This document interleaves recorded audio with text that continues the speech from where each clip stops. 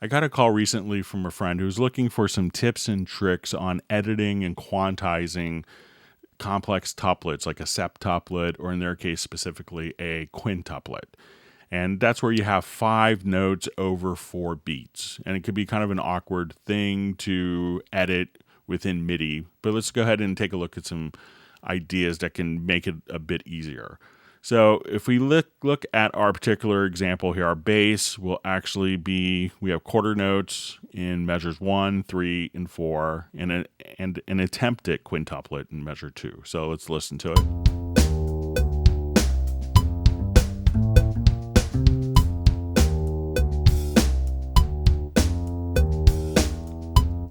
So what I want to do now is to right click, and we're going to add a signature track. And this will use some of the new functionality found within the Cubase 9.5 metronome editions.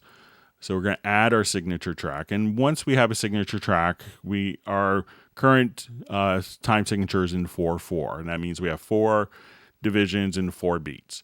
So, and if we click on that particular pattern here on our timeline, we can see the click pattern indicated in the upper left hand corner, or we can see it in the transport as well, but you may have to just kind of expose the click pattern like so, holding the left mouse button down.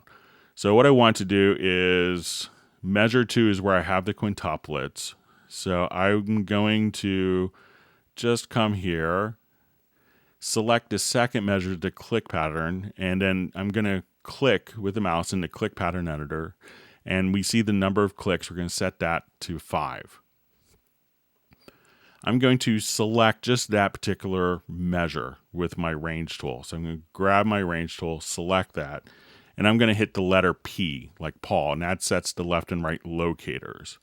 Now, one of the new functions within the signature track is to come here and render a MIDI click between the locators. So what that's done is it's now automatically created a MIDI part that is 5 notes within 4 beats. So now what I'm going to do is I want to take that particular track here, and we could go to we see our quantize values here. But just to the right of that is a quantize panel.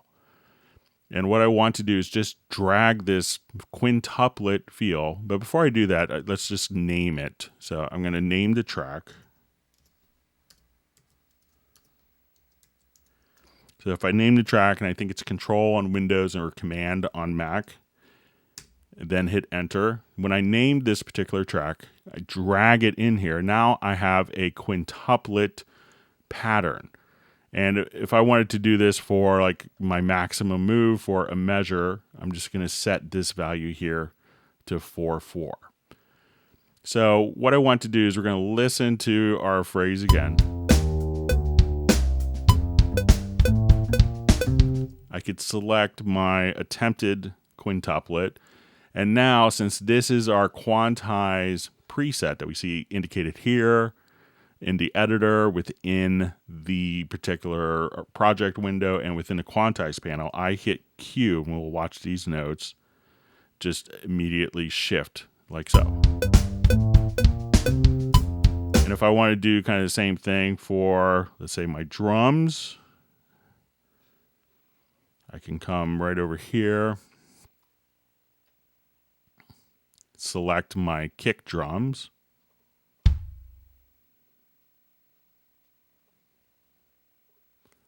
and let's apply Q again. So now we're going to have the kick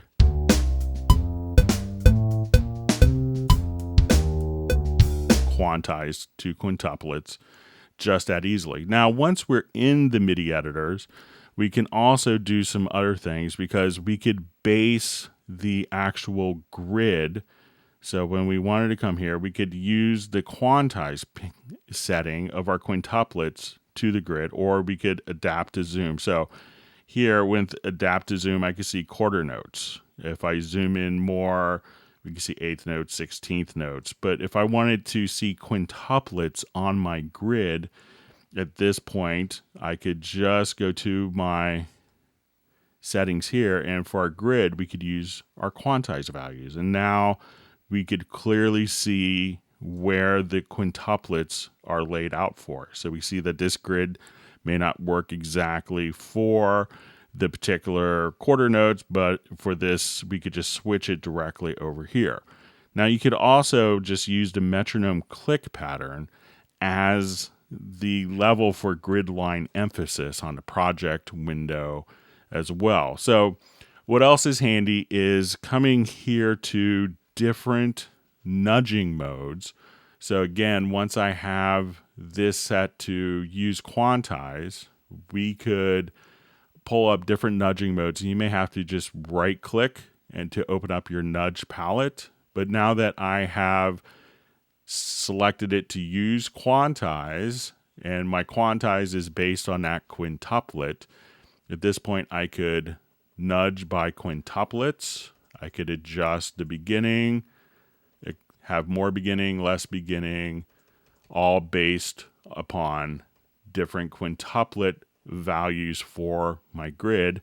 And when I'm in my MIDI editor, and again, you could just right click to your nudge palette, you can move notes based upon a quintuplet grid, or easily switch it to, I wanted this to move to, straight to 16th notes. So whatever kind of your quantize setting is doing, the ability to have quintuplets, septuplets as directly here, and to be able to save that preset to be able to call up anytime, kind of makes working with complex tuplets pretty simple in Cubase. If you've found this video helpful, please feel free to like the video and to subscribe to the channel.